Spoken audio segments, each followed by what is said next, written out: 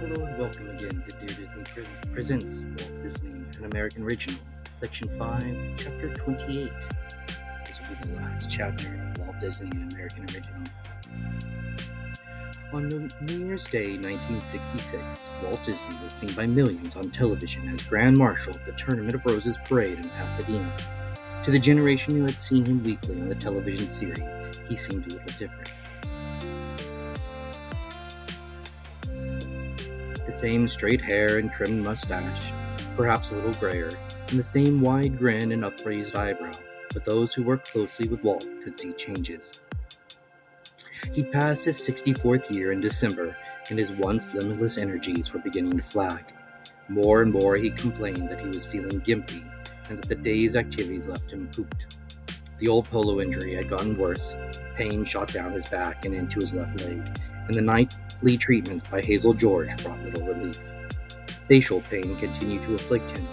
The attacks came at bedtime, and he spent hours in the night applying hot compresses to his face. The chronic sinus problem required weekly treatments. He was subject to colds, and at least 2 occasions probably had walking pneumonia. He developed a kidney ailment and entered St. John's Hospital in Santa Monica for examinations. His desk calendar for 1966 shows a series of doctor's appointments and hospital visits. He spent more long weekends at Smoke Tree Ranch, where the Disneys had bought another house, and sometimes he remained a week. The illnesses seemed to reinforce the old premonition that he would die before finishing his work. Late one evening at Disneyland, Walt walked with 3 of his longtime associates to his parking space in the service area behind the Firehouse apartment. They had been to a dinner party attended by the key figures who had helped Walt build the park, and Walt commented warmly, "I really enjoy that. It was one of the nicest evenings I've spent." His companions agreed, and one of them said, "It was a good time. We'll have to arrange more just like it." "No," Walt said, "there won't be any more." "Sure there will," the man insisted. "No, I'm 64 now, and I'm not getting any younger, you know." His companions predicted many more years for Walt, and more parties. "No, I won't live forever," he said quietly. The others fell silent, and he said with a smile, "Let's just say this was a wonderful evening, and I won't forget it." He climbed into his car and drove off. Walt grew closer to his family. He delighted in his grandchildren, and by early 1966 he had 7. Diane and Ron Miller now had 6 children: Christopher, Joanna, Tamara, Jennifer, Walter, and Ronald. In January 1966, a daughter, Victoria, was born to Sharon and Bob Brown. Walt was pleased with the way both his son-in-laws were progressing in the company. Ron had demonstrated his talent and leadership as a producer, and Bob proved a creative force at WED. A deeper bond seemed to develop between Walt and Lily. Studio workers noted how they strolled hand in hand as he showed off a new movie set or demonstrated the latest audio animatronics. Marvel. Walt took pride in her sense of style and commented to Diane, who was inclined to casualness in her attire, "Kid, why don't you let your mother show you how to dress?" Walt admired Lily's taste in antiques and never complained about her shopping expeditions during their trips. Lily conditioned to express concern over Walt's grandiose schemes, but she was immensely proud after they succeeded. She was pleased with the homage Walt received. After she and Walt had attended a New York dinner for America's astronauts, she telephoned Diane in California to report that Walt received the most attention. "Everyone seems to think that your father is the most important man in the world."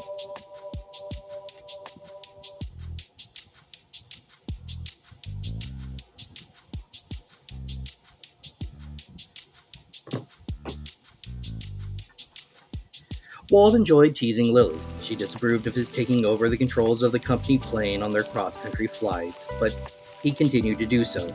During a flight to Orlando, Walt went forward to the cabin and told the pilot, Jim Stevenson, "Hand me the mic." Walt announced over the loudspeaker, "This is your captain speaking." As he had expected, Lily leaped up and started towards the cabin. Walt boomed over the loudspeaker, "No, not that captain. This is the commander-in-chief, the whole damned outfit." Walt also seemed closer to Roy, and they worked together in greater harmony than ever before. Roy was wholeheartedly in favor of the Florida project, and he plotted the means to finance it.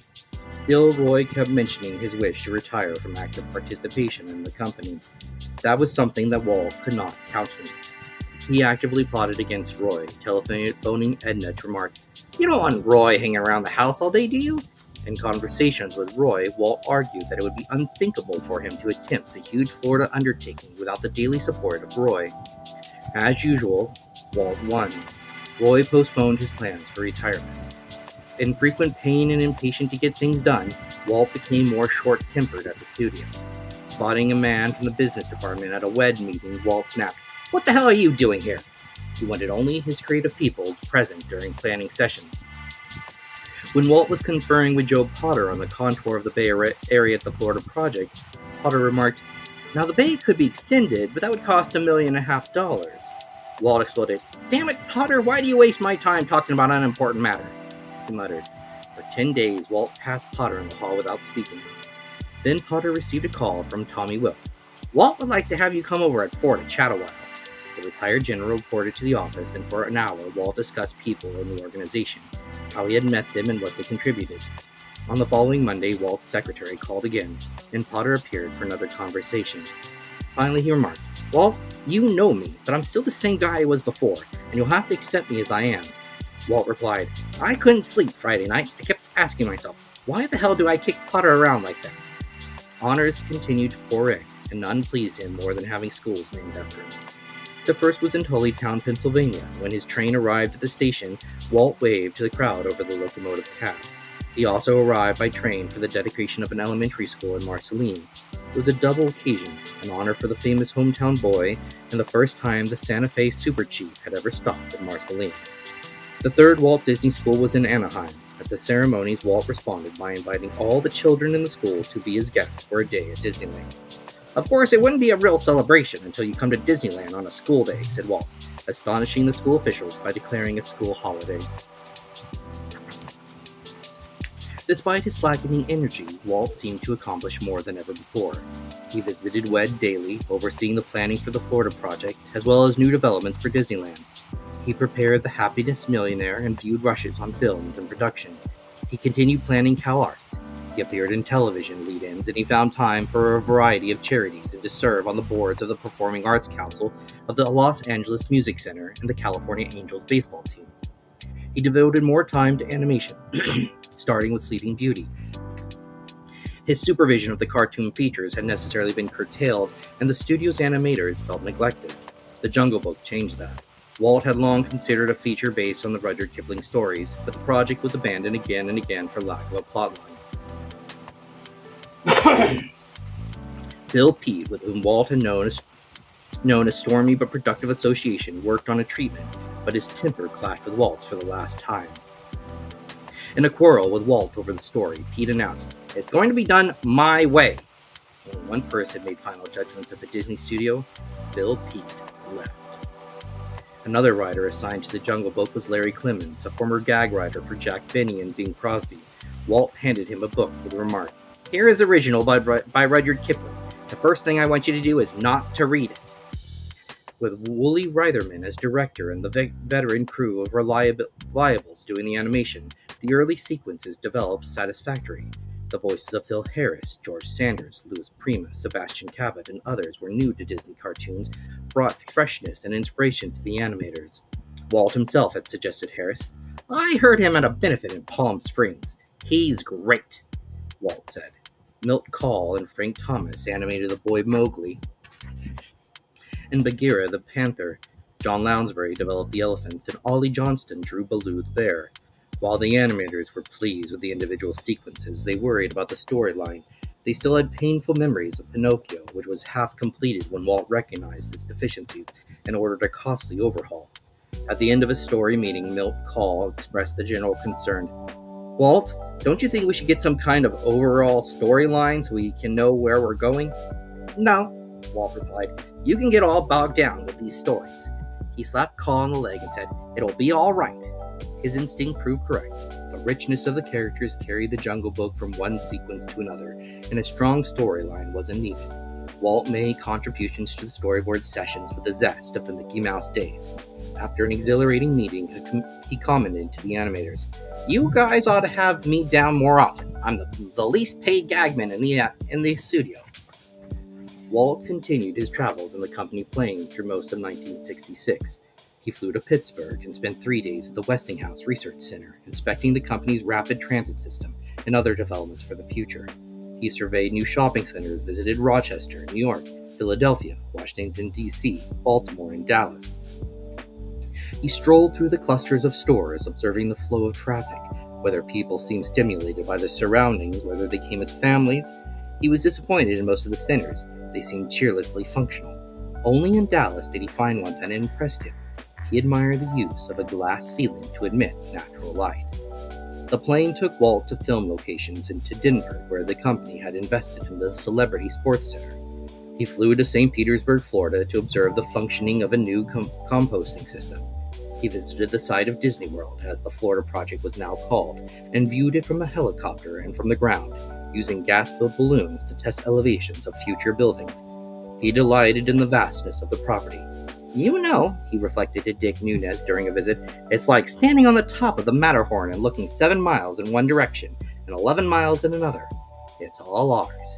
Why we could not only have our own Disneyland, but our own SeaWorld, our own Knott's Berry Farm, as well as a couple of cities. We'll run it all the way it should be run." In July, Walt rented a 140-foot yacht for a cruise through British Columbia waters. Walt insisted that the entire family go along in the 13-day voyage. Lily, Diane and Ron and their 6 children, Sharon and Bob and their 6-month-old baby, all flew to Vancouver in the Disney plane, and Walt supervised the transfer of baggage and people by taxi to the yacht. The boat turned out to be less roomy than expected. At times,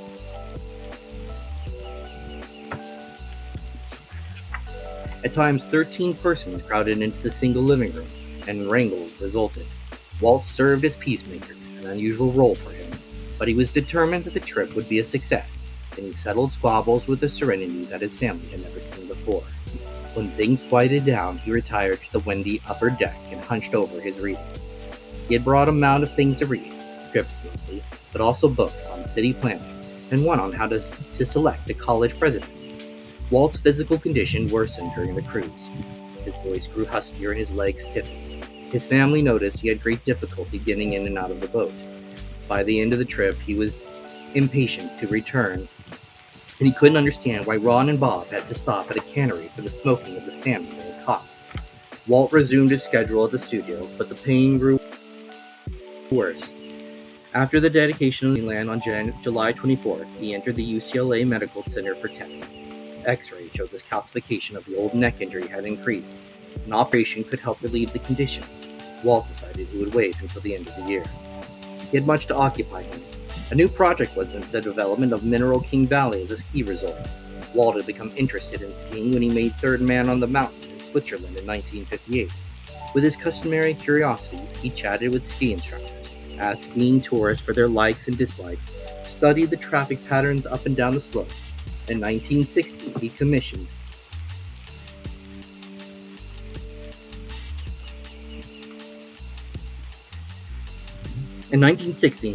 Economics Research Associates to survey the ski potentials at a San Gorgonia Mountain and in the San Bernardino Range, and at Mineral King Valley near the Big Tree Country of Sequoia National Park. Later, he ordered surveys of Aspen, Colorado, and Mammoth Mountain in California. When Walt was asked to stage the ceremonies of the Winter Olympics in Squaw Valley in 1960, he accepted. He sent 3 of his top aides, Ron Miller, Dick Nunez, and Tommy Walker, to Squaw Valley 2 months before the opening to plan the festivities. The proposals including ice sculptures throughout the valley, a 1,000-piece band for the opening ceremonies, entertainment nightly for the athletes, steel poles for the flags of all nations. When Olympic authorities started complaining about costs, Walt declared, "Either we're going to do it the right way, or Disney will pull out." The officials acquiesced. At the Olympics, Walt met Willie Schaffler, a Bavarian ski expert who had become a coach at Denver University. The 2 men sparked to each other, and Walt hired Schaffler to help him scout a location and develop plans for a ski resort. Walt's choice narrowed to Mineral King, and Schaffler confirmed that it had an excellent potential. So did a survey by Economics Research Associates. It showed that Southern California facilities accommodated only 1 skier per day for each 100 citizens, compared to 3 for the San Francisco area and 9 for New England. Obviously, restless, athletic Southern Californians needed a ski resort within easy distance. Mineral King would be only 4 hours away by car, and it had a variety of skiing bowls with 5-mile runs and 4,000-foot drops, comparable to the best in Switzerland. In 1965, the United States Forest Service placed Mineral King on the market for bids from companies seeking to develop it for skiing. The Disney offer of $35 million was accepted. The 30-year lease was contingent on getting a commitment for a state highway for access to Mineral King and completing a master plan by January of 1969. While Schaffler plotted ski courses, Walt began his plans for the settlement in Mineral King Valley. They included an alpine village, skating rink, hotels, dormitories for young people, tin restaurants, etc. Automobiles would be banned from the valley. Visitors would be brought in by train or other conveyances. California officials were impressed by the earning potentials of the Mineral King project. Economics Research Associates estimated a $600 million addition to the state's economy in the first 10 years of operation. Governor Edmund G. Brown assured his support of the highway, and the federal government offered $3 million for road construction.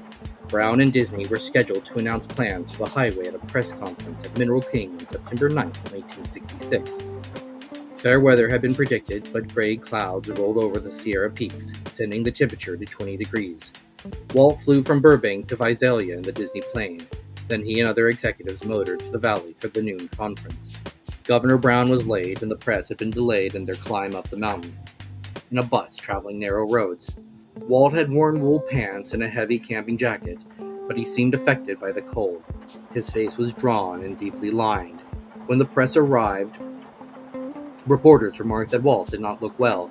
Bob Jackson, who was handling public relations for the Mineral King project, explained that the altitude and cold had caused Walt's pallor. Governor Brown made his appearance, and he and Walt delivered their statements at a makeshift table between two huge trees on the floor of the valley. Both expressed hopes for a successful conclusion of the project, and Walt answered questions about the nature and timing of his plans. Then Walt retired to the rustic general store to warm himself by the stove. Bob Jackson entered to ask if Walt could return outside to pose for some photographs of the governor against the backdrop of mountains. "Could you wait a few minutes until I catch my breath and rest a while?" Walt asked wearily. When he emerged from the store, he was smiling again, and he stood with Brown for photographs. By 2 o'clock, the ceremonies were over, and Walt got into the car for the drive back to Visalia. It had been his last press conference. As work progressed on the master plan for Disney World, Walt expanded the original committee of himself, Joe Potter, and Marv Davis. Regular meetings were held in the Disney World conference room, the biggest at WED. Walt often came to the sessions with a paper napkin stuffed in his coat pocket. On the napkin would be notes and diagrams he'd made over breakfast at home. Davis sometimes succeeded in preserving the napkins. Usually Walt crumpled and discarded them. In early October, Walt came to the Disney World planning meeting with a sketch. It was an outline of the Florida property, and on it, in the Disney script, were marked such locations as park hotels, lake, camp and motels, tourist trailer camp, main entrance, airport and motels, industrial entrance. All the notations, truck route always under monorail. "This is how we'll do it," Walt announced to the WED planners. His sketch, which was called the 7th Preliminary Master Plot Plan, remained the basic pattern for developing the Florida project. A plan for governing Disney World was needed for presentation to the Florida legislature. Obviously, the territory, twice the size of Manhattan, needed some kind of governmental structure to provide services and fulfill the needs of its citizens. Research showed that the Florida statutes permitted special assessment districts to perform the proprietary functions of government: water, sewers, fire protection, etc. Bob Foster, who was in charge of preparing the plan, argued that a municipality was also required to protect civil rights. Walt resisted. Jules Stein, head of the Music Corporation of America, had advised him to avoid a municipality. Stein drew from his experience in the MCA-owned Universal City, a part of Los Angeles. At a meeting in Disney World conference room, Foster made his presentation. He had printed all the governmental powers on foot-long cards: drainage, zoning, inspection, gas, water, power, roads, etc. As he defined each power, he placed the card under the Improvements District. But then he had several cards, principally civil rights, which did not fit in the Improvement District. "Damn it, you speak slowly, Bob," Walt said finally. "Why don't you put those in a city?" The governmental proposal, including a municipality, passed the Florida legislature with only minor changes. During the planning meeting, Walt became impatient over talk about operation of the theme park. You guys know that by now, he snapped. I don't want to discuss what we learned in the past. I want to talk about the future. He devoted most of his own thinking to Epcot and discoursed about it in an October interview.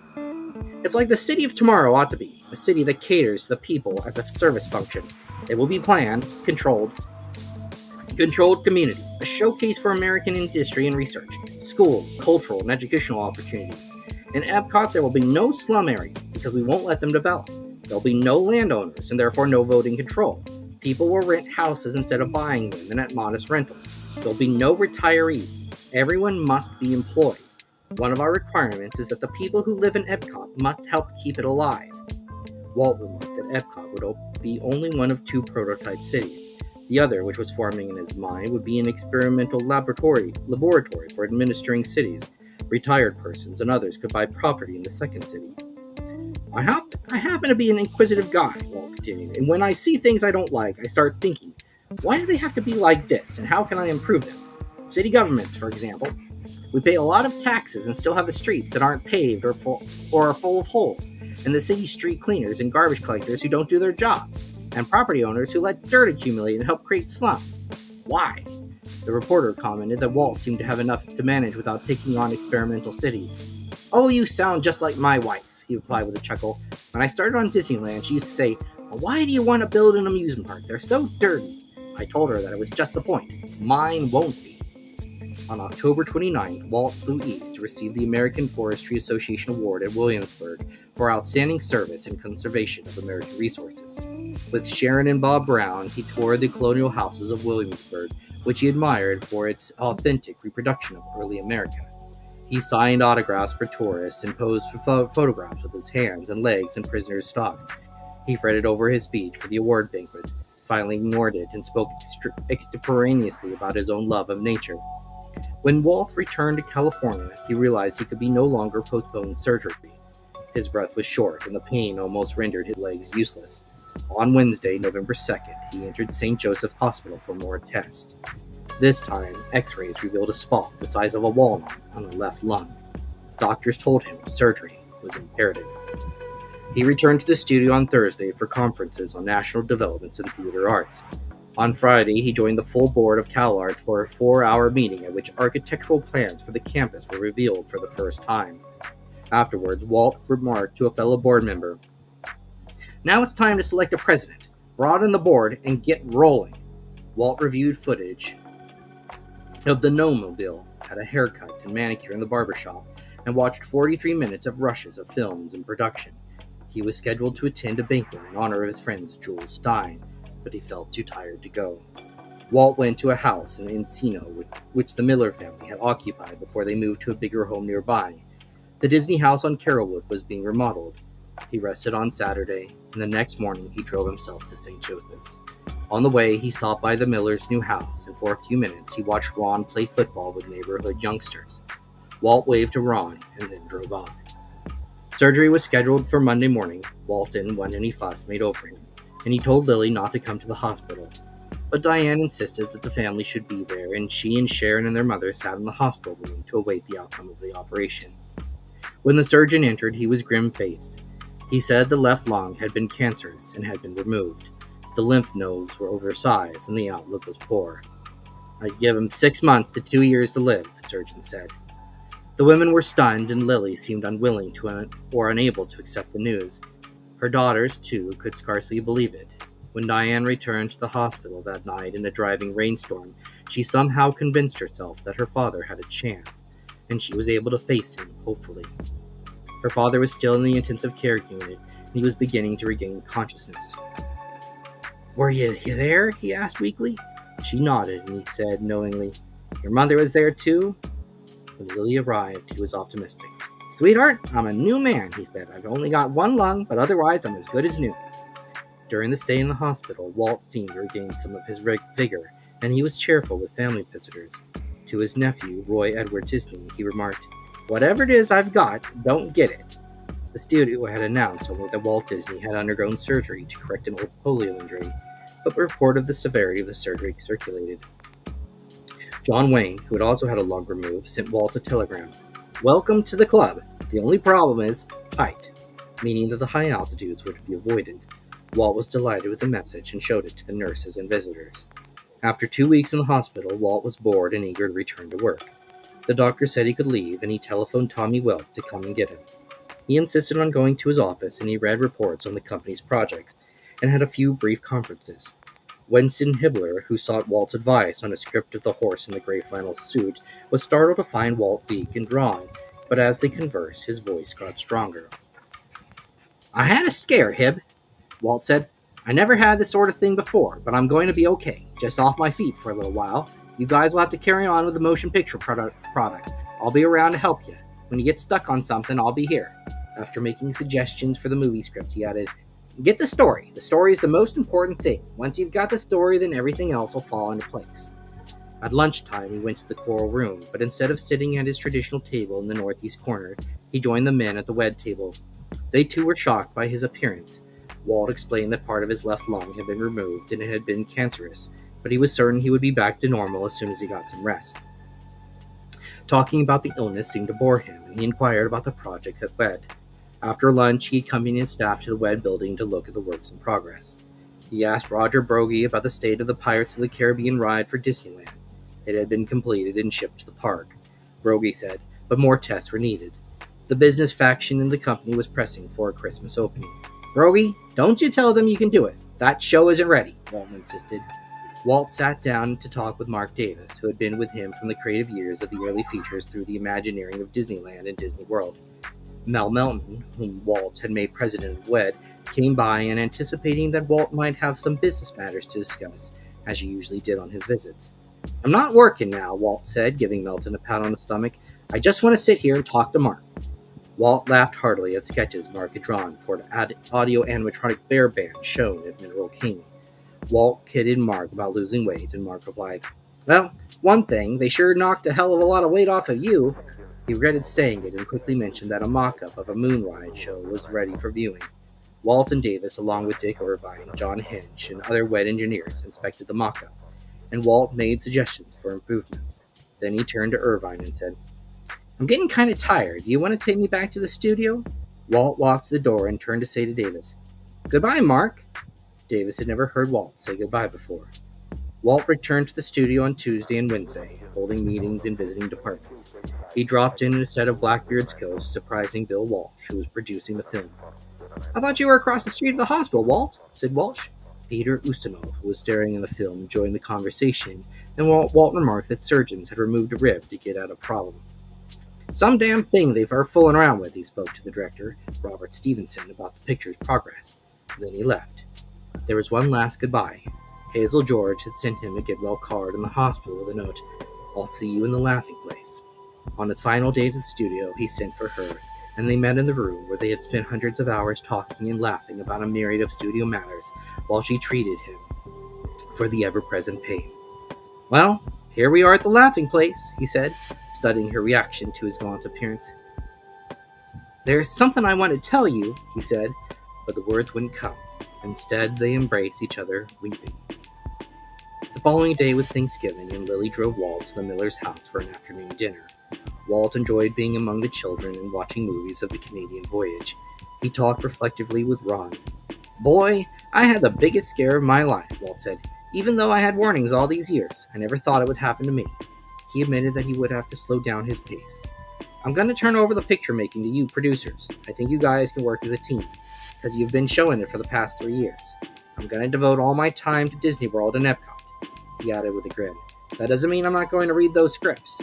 Walt thought he might feel better if he went to the desert, and he and Lily flew to Palm Springs. But he stayed only one night in the house at Smoke Tree Ranch. He grew weaker, and he returned to St. Joe's Hospital on November 30th. He was beginning to fail more quickly than doctors had anticipated. Cobalt treatments diminished his strength and robbed his appetite. He grew concerned about the future of his family and ordered his personal attorney to sell a block of Disney stock for Diane's benefit. When she asked him why, he said, "Kid, I'm worried about you and Ron with that big mortgage to pay for." Roy brought him reports of developments in the company, and Ron told him of good business for following boys at the Radio City Music Hall. Small things pleased him, like when Diane brought a basket of delicacies. Walt enjoyed the visits with his family, but at times he seemed to seek solitude, as if he didn't want Lily and the girls to see him in such pain. He grew weaker, and the drug sometimes made him confused. "Don't be late for the plane," he said to Sharon for no reason at all. Once he saw reporter Nancy Dickerson on television and said, "Oh, there's Jackie Kennedy. Isn't she lovely?" His 65th birthday fell on December 5th, but he was too ill for any observance. His strength continued to wane, and his voice became weak and raspy. On the afternoon of December 14th, Lily visited him, and she telephoned Diane later to say, "Oh, he's so much better. He got out of bed. He kept putting his arms around me, and his grip was so strong. I know he's going to get well. I know he's going to be all right." Roy visited him that evening, and Walt seemed weak but lucid. The two brothers talked quietly about company matters, and Walt was intent on discussing Disney World and Epcot. He stared at the ceiling, which was covered with foot-square acoustical tiles, and he raised a faltering hand to point out the design of the Florida property. Roy, too, was encouraged by Walt's appearance, and he remarked to Edna that night that he thought Walt had a good chance to recover. Walt Disney died at 9:30 the next morning of an acute circulatory collapse. Sorrow and disbelief encircled the world. Newspapers in every country in the world reported the news of Walt Disney's death, and citizens everywhere felt the loss. Presidents, premiers, and kings expressed their sympathy, and editorials hailed the Disney achievements. The Los Angeles Times called him Aesop with a magic brush, Anderson with a color camera, Barry, Carroll, Prokofiev, Harris with a genius touch that brought to life the creatures they had created. No man in show business has left a richer legacy. The London Times reported that he produced work of incomparable artistry and of touching beauty. The New York Times commented, "Starting from very little save a talent for drawing, a gift of imagination that was somehow in tune with everyone's imagination, and a dogged determination to succeed, Walt Disney became one of Hollywood's master entrepreneurs and one of the world's greatest entertainers. He had a genius for innovation. His production was enormous. He was able to keep sure and personal control over his increasingly far-flung enterprise. His hand was ever on the public pulse. He was, in short, a legend in his own lifetime, and so honored many times over. Yet none of this sums up Walt Disney." A Paris newspaper said, "All the children in the world are in mourning, and we have never felt so close to them." Another in Holland called Walt Disney a king who reigned for several decades over the fantasies of children in all the world. A Mexico City paper reported the sadness of the country's children, and more than one tear was seen in the eyes of a grown man. Disney was described as an editorialist in Turin, as a poet-magician who brought the world of fable alive, and a Dusseldorf newspaper said Disney's Oscars were of less value than the shouts of joy from the young and old. His friend Dwight D. Eisenhower commented, "His appeal and influence were universal, not restricted to this land alone, for he touched a common chord in all humanity. We shall not see his like again." From the White House, President Lyndon B. Johnson wrote to Lily, "It is a sad day for America and the world when a beloved artist leaves us. Millions of us lived a brighter and happier life by the light of your husband's talents. We mourn him and miss him with you. Miss Johnson and I pray that you will find some comfort in the knowledge that beauty, joy, and truth are immortal." The magic of Walt Disney was larger than life, and the treasures he left will endure to entertain and enlighten worlds to come. Eric Sevareid on the CBS Evening News seemed to express the feelings of most Americans over their loss. "It would take more time than anybody has around the daily news shops to think of the right thing to say about Walt Disney. He was an original, not just an American original, but an original, period. He was a happy accident, one of the happiest this century has experienced. And judging by the way it's been behaving, in spite of all Disney tried to tell it about laughter, love, children, puppies, and sunrises, the century hardly deserves him. He probably did more to heal or at least to soothe troubled human spirits than all the psychiatrists in the world. There can't be many adults in the alleged civilized parts of the globe who did not inhabit Disney's mind and imagination at least for a few hours and feel better for the visitation. It may be true, as somebody said, that while there is no highbrow in a lowbrow, there is some lowbrow in every highbrow. But what Walt Disney seemed to know is that while there is very little grown-up in a child, there is a lot of child in every grown-up. To a child, this weary world is brand new, gift-wrapped. Disney tried to keep it that way for adults. By the conventional wisdom, mighty mice, flying elephants, Snow White and Happy, Grumpy, Sneezy, and Dopey, all these were fantasy, escapism from reality. It's a question of whether they are any less real, any more fantastic than intercontinental missiles, poisoned air, defoliated forests, and scraps from the moon. This is the age of fantasy, however you look at it, but Disney's fantasy wasn't lethal. People are saying we'll never see his like again. The news was shattering to everyone in the Disney organization, in the studio, WED, at Disneyland and the growing outpost in Florida, and the Buena Vista offices throughout the world. Some had worked with Walt for 30 years, some were newcomers. All had felt his presence as the guiding intellect of the company. Now it was time for Roy to assume control and maintain the destiny that his brother had charted. Roy issued a statement which told of the loss that everyone felt. Walt was irreplaceable, said Roy, adding, "As president and chairman of the board of Walt Disney Productions, I want to assure the public, our stockholders, and each of our more than 4,000 employees that we will continue to operate Walt Disney's company in the way he has established and guided it. Walt Disney spent his entire life and almost every waking hour in the creative planning of motion pictures. Disneyland, television shows, and all the other diversified activities that have carried his name through the years. Around him, Walt Disney gathered the kind of creative people who understood his way of communicating with the public through entertainment. Walt's ways were always unique, and he built a unique organization, a team of creative people that he was justifiably proud of. The funeral was as Walt had specified, private.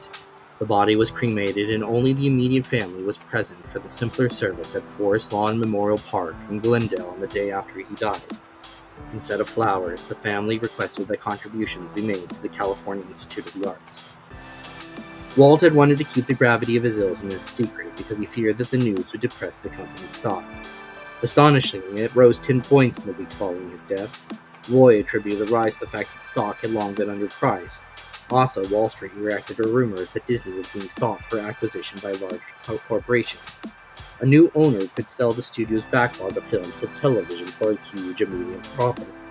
Roy admitted that there had been inquiries, but he said, "God help us if we had to be absorbed in some big conglomerate mess. We'd have to be running pretty scared to agree to that sort of thing, and we're not scared." The company had to be run the Disney way, and Roy, who had been trying to retire, reluctantly took full charge at the age of 73. He acquainted himself with the workings of WED and ordered the planning for Florida to continue without delay. Film production would be dealt with by a committee of those who had worked intimately with Walt. Card Walker, Roy Miller, Roy E. Disney, Bill Anderson, Bill Walsh, Winston Hibbler, Jim Alger, and Harry Title. Roy admitted that a committee was not the best way to run an organization, but we have to do it that way until the new leadership develops. In the spring of 1967, the Florida legislature passed the statutes that allowed Disney World to proceed. In the following years, Roy made frequent visits to Florida, watching the property change from brackish swamp to blue lakes with white sand beaches. He was working harder than he ever had during Walt's lifetime, and he promised Edna, "As soon as I finish Walt's dream, I'll quit and let the younger guys take over." With all his work, Roy maintained the Disney humor. One day in Florida, after bouncing in a Jeep over rutted roads and slogging through a muddy field, he gazed skyward and cried, "Walt, what have you got me into?" Roy declared that the official name of the Florida project would be Walt Disney World. He reasoned, "Everybody knows the Ford car, but not everybody knows it was Henry Ford who started it all. It's going to be Walt Disney World, so people will always know that this was Walt's dream." His associates were astonished by the ease and skill with which Roy accomplished the financing of Walt Disney World. They were also dismayed when, in the midst of negotiations with the moneymen, Roy confided to his financial staff, "Wait a minute. Let's give them a better deal. They've been good to us, so we may have to go back to the well again. Besides, the offering will be oversubscribed." His staff felt they had lost their negotiating power, but Roy's strategy proved correct. He had made friends as well as lenders at Eastern banks. At last, in October 1971, Walt Disney World was open to the public, and Roy felt he could slow down. He was 78, and he wanted to cut his duties in half. He and Edna were planning to take a long cruise to Australia, and she hoped the vacation would help improve Roy's spirits. He never recovered from the depression he felt over Walt's death. Roy was in a reflective mood when he finished his day's work on a December Friday. As he sometimes did when his appointments were over, he poured himself a scotch and water and came out to chat with Madeline Wheeler, who had been his secretary for 28 years. He talked for a long time about events of the past and remarked that he was scheduled for full retirement in a year. "But I might stay on another half year. That would be my 50th year in the picture business," Roy said. "Will you stick with me?" Madeline, who herself had remained 2 years past retirement to assist Roy, said she would. "I may see you at the Disneyland Christmas parade," he said as he left the office. Roy and Edna had planned to take 3 of their grandchildren to Disneyland on Sunday, but Roy wasn't feeling well. He had been having examinations for new glasses and complained of a cloud over one of his eyes. Young Roy and his mother took the children to the Christmas parade. When they returned, they found Roy lying dazed on the floor beside his bed. An ambulance rushed him to St. Joseph's Hospital. He died of a cerebral hemorrhage the following day. The new leadership took over. Don Tatum became chairman of the board and Card Walker assumed the office of president. Both had worked closely with Roy during the 5 years after Walt's death. Ron Miller had become executive producer. Roy had lived long enough to see most of Walt's dreams fulfilled. Walt Disney World had been built. CalArts had become a reality of a 60-acre site in Valencia, its handsome buildings financed largely by bequests in Walt Disney's will. Mineral King was stalled because of legal maneuvers by conservationists, and Epcot awaited a practical approach to its complexities. And yet the foundations of Epcot, Walt's vision of the city of tomorrow, could be seen in Disneyland and Walt Disney World. The noted designer James Rouse, in a commencement speech at the Harvard School of Design in 1963, observed, "I hold a view that may be somewhat shocking to an audience as sophisticated as this, and that is that the greatest piece of design in the United States today is Disneyland."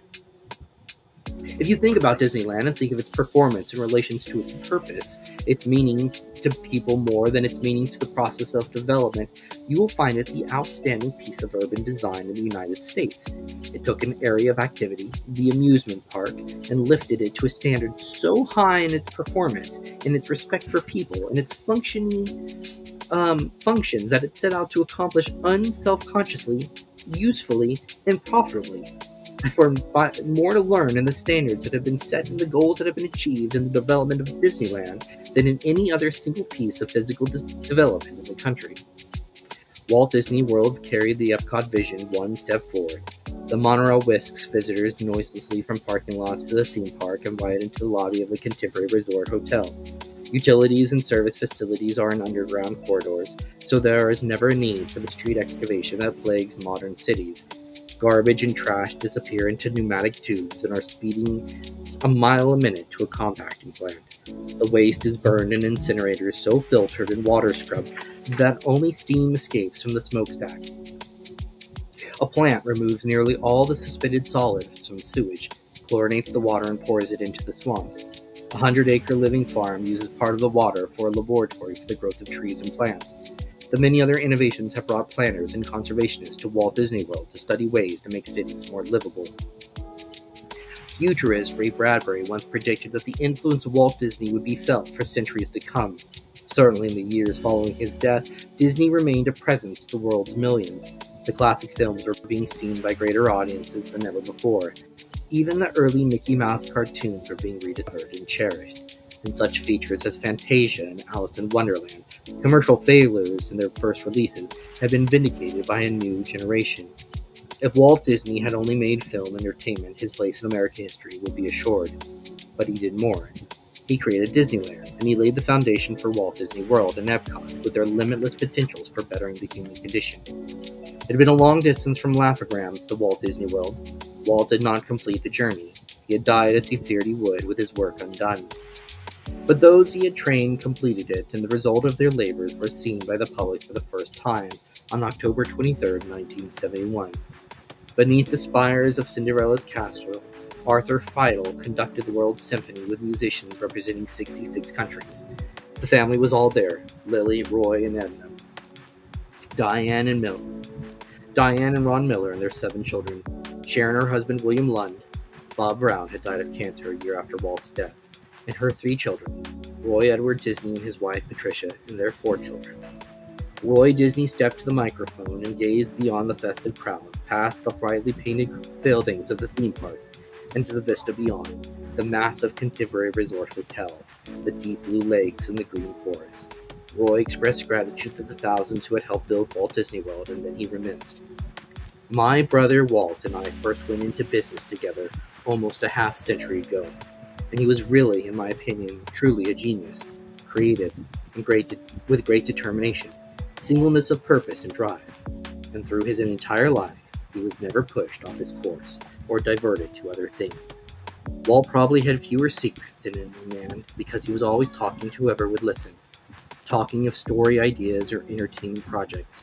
My banker one day said, "How is such and such a picture progressing?" And I said, "Joe, I don't think we have a picture of that name in work." He repeated the name and said he saw little sketches of the story. I said, "Joe, Walt was using you as a guinea pig to see if you would react to the story. We don't have any pictures like that in work." And that was the way Walt went through his life. Roy then spoke of the woman who was with him at all times, cheering him on, giving him an argument when she thought he was wrong. As the Castle Carry On played When You Wish Upon a Star, Lily walked down a ramp, accompanied by Mickey Mouse. She stood in the spotlight beside Roy, and he said to her, "Lily, you knew of Walt's ideas and hopes as well as anybody. What would Walt think of it?" "I think," Lily replied, "Walt would have approved."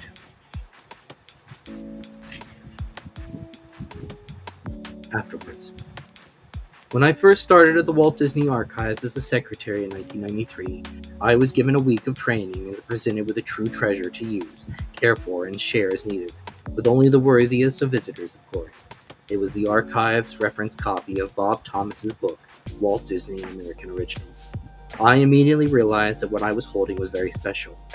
It was dog-eared, the faded red linen covered with tattered due to almost constant use, and it was full of handwritten citations, notes, and photo-negative numbers.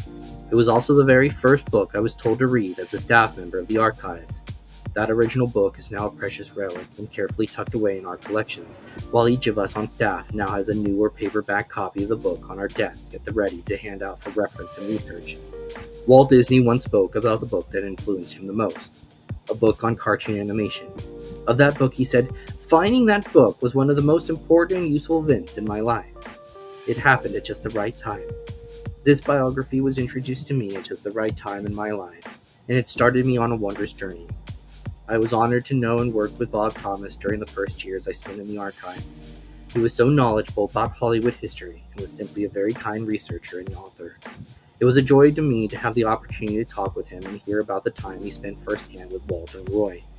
Many biographers have written wonderful books, filled with great information and insight, but the text by default is usually a peek back through the veils of time. I'm grateful that we have one written by an author who personally knew and cared about the subject of this research, and I think that shines through in the volume. It is my sincere hope that those of you who have had the opportunity to read this text have been as charmed with the life story of Walt Disney as I was over 30 years ago. I also hope that you, dear reader, will keep reference and share your copy of it until it resembles our battered old first edition and become a treasured possession on our own library shelf. Rebecca Klein, Director, Walt Disney Archives, February 2023. Thank you very much for your time over the last few weeks. We began and finished Walt Disney, an American Original. It's a good book. I really enjoyed it. And I think that it gave a perspective that is useful. Come back next Sunday when we will have something new to occur, live and special with all of us. Thank you for your time. And remember, today's special moments are tomorrow's memories. Have a wonderful day.